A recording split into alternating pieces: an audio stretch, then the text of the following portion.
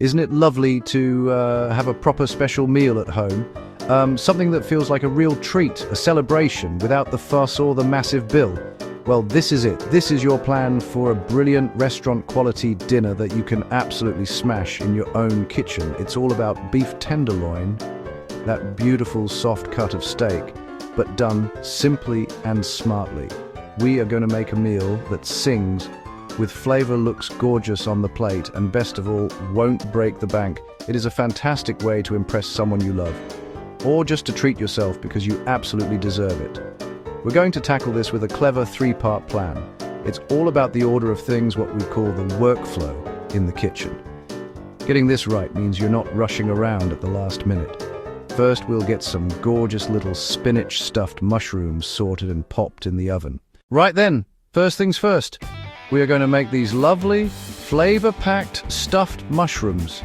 They are earthy, creamy, have a beautiful crunchy top. The best part is that we can get them done and dusted at the start. Once they're baked, you can just turn the oven down low, let them sit in there, staying perfectly warm while you get on with the rest of the meal. This is a top tip for stress-free cooking. It's a simple starter or a brilliant side dish that really complements the richness of the beef. Let's get our ingredients, or mise en place, ready. You will need about 12 nice large cremini or baby bella mushrooms. They have a wonderful earthy flavor that's much deeper than plain white mushrooms. You'll also want about 2 big handfuls of fresh spinach, 2 tablespoons of lovely cream cheese, a 1/4 cup of finely grated Parmesan cheese, 1 clove of garlic, and a couple of tablespoons of Panko breadcrumbs for that essential crunch. Gently pull the stems out of the mushroom caps and finally chop them up. Don't you dare throw those away, they are pure flavor. Now for the cooking, which is dead easy, get a frying pan on a medium heat and add a little splash of olive oil. Chuck in your chopped mushroom stems and cook them for a few minutes until they soften and release their water. Now pile in all that fresh spinach.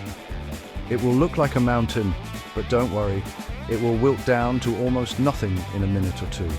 Keep it moving in the pan until all the water has cooked away. For the last 30 seconds, grate in your garlic and stir it through. You just want to cook out that raw garlic taste. Take the pan off the heat and scrape that lovely, fragrant mixture into a bowl. Let it cool for just a moment, then dollop in your cream cheese and sprinkle in the Parmesan. Give it a good old mix until everything is beautifully combined. Now take your hollowed out mushroom caps and generously stuff each one with the spinach and cheese filling.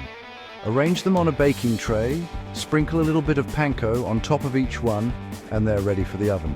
Bake them at 200 degrees Celsius or 400 Fahrenheit for about 15 to 18 minutes until the tops are golden brown and bubbling. This is the main event, the hero of the dish, the beautiful beef tenderloin. This cut is incredibly tender and lean, which means it doesn't have a lot of fat running through it. Because of that, we have to be clever. Our mission is to create a magnificent, dark, crunchy crust on the outside, while keeping the inside perfectly pink, juicy, soft. This contrast between the crust and the tender meat is what makes it so special. We will achieve this with a screaming hot pan and a lovely butter-based, fragrant herbs garlic. It's a classic technique that delivers incredible results every single time. First, preparation is key. Get your 2 gorgeous center-cut fillets, about 6 or 8 ounces each. About 30 minutes before you cook, take them out of the fridge. Let them sit on the counter. Letting the chill come off the meat helps it cook more evenly. Now for the first pro tip, dryness is flavor. Take a couple of paper towels and pat the steaks completely dry on all sides. If the surface is wet, the meat will steam in the pan instead of searing, and you won't get that beautiful crust we're after. Once they are bone dry, season them generously on all sides. Top bottom edges with coarse sea salt and freshly cracked black pepper. Time to cook. Place a heavy bottomed skillet, preferably cast iron, over a high heat. Let it get properly hot until you see a little wisp of smoke rising from the surface. Add a good lug of an oil with a high smoke point, grapeseed oil, avocado oil.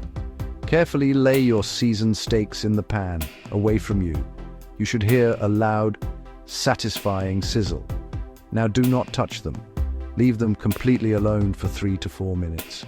This is how you build that deep, dark, flavorful crust. Resisting the urge to poke and prod them is the secret here. After that time, use tongs to turn the steaks over. Look at that color. Now for the magic. Reduce the heat to medium-high toss in 3 tablespoons. Unsalted butter, lightly smashed garlic cloves, fresh rosemary, fresh thyme. As the butter melts and starts to foam, carefully tilt the pan towards you. Use a large spoon to continuously scoop up that fragrant, bubbling butter and pour it over the steaks. Keep doing this, bathing the meat in that gorgeous flavor. Cook for another 3 to 4 minutes, basting all the while until a meat thermometer inserted into the thickest part reads 52 degrees Celsius or 125 Fahrenheit for a perfect medium rare. Once your steaks hit that perfect temperature, take them out of the pan and place them on a board or a plate to rest. This step is not optional, it is absolutely crucial. Resting the meat for at least 8 minutes allows the muscle fibers to relax and reabsorb all those delicious juices. If you cut into it straight away, all that lovely moisture will just pour out onto the board, leaving you with a dry steak. While the steaks are having their essential rest, we're going to use all that goodness left in the pan to make a quick, beautiful red wine sauce. Look into that pan. Don't you dare wash it.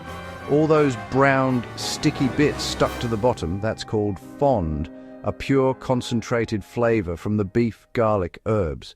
If there's a lot of excess fat, you can carefully pour a little of it off, but leave about a tablespoon in there. Place the pan back over a medium heat and add 1 finely minced shallot. Cook the shallot for about a minute, stirring it around until it softens and becomes fragrant. Now, turn up the heat a little and get ready to deglaze. Pour in half a cup of a decent dry red wine, something you would be happy to drink. As it hits the hot pan, it will bubble up furiously. Use a wooden spoon or a whisk to scrape all those tasty brown bits from the bottom of the pan, letting them dissolve into the wine. Let this bubble away until the wine has reduced by about half. Next, pour in half a cup of good quality beef stock and let that reduce again until the sauce has thickened just enough to coat the back of a spoon. Here comes the final pro tip, the secret to a silky, glossy, restaurant-style sauce. Turn the heat completely off. Let the pan stop bubbling. Now take 1 tablespoon of cold, unsalted butter and whisk it into the sauce. Keep whisking until the butter has completely melted and incorporated. You will see the sauce transform, becoming shiny and velvety smooth. It's a brilliant little trick called Montero beurre. The key is to never let the sauce boil after you add this final tablespoon of butter. If you do, the sauce will break, separate, and lose that silky, elegant sheen. And there you have it. The mushrooms are warm and waiting, the steaks are rested and juicy, the sauce is rich and glossy. Now for the best part, serving it all up. This is where you get to be the artist. You've done the hard work. Now present your masterpiece. Keep it simple, clean plating.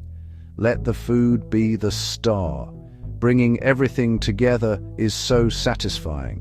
It's the culmination of your smart plan and careful cooking. Take your rested tenderloin fillets, serve them whole, or slice into thick strips against the grain. Slicing reveals that perfect pink interior. It also makes the steak easier to eat. Arrange the slices on a warm plate, fanning slightly. Spoon a little of the red wine sauce over the beef. Don't drown it. Just a drizzle for a glossy finish. The deep color of the sauce against the pink looks stunning. Next, bring in your supporting actors. Place a few warm, golden brown spinach stuffed mushrooms alongside the steak. Add something simple and fresh. Lightly dressed salad leaves, steamed asparagus, roasted new potatoes. Aim for balance. Different tastes and textures. The richness is cut by the freshness of greens. Finally, the most important part. Light a candle. Pour a glass of the red wine you used for the sauce. Sit down and enjoy the incredible meal you created. This is what cooking is all about. You made a restaurant-quality meal at home. Be proud and a celebration on a plate. It's delicious, it's special, and you did it all. Lovely jubbly.